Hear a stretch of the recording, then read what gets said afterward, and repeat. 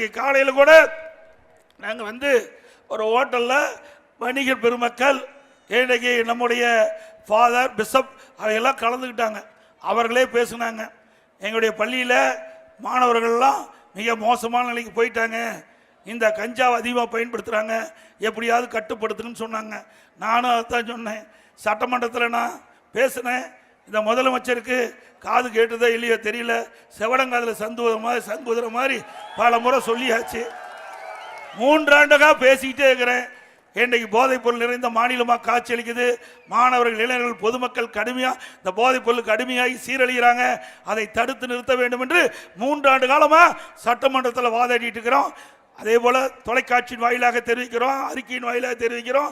ஆனால் இந்த ஆட்சியில் தடுத்த மாதிரி இல்லை. இன்னைக்கு அவர்களே பேசுறாங்க.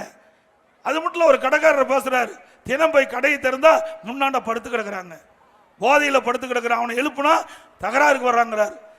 இப்படிப்பட்ட நிலைமை தேவைங்களா? சத்தமா சொல்லுங்க.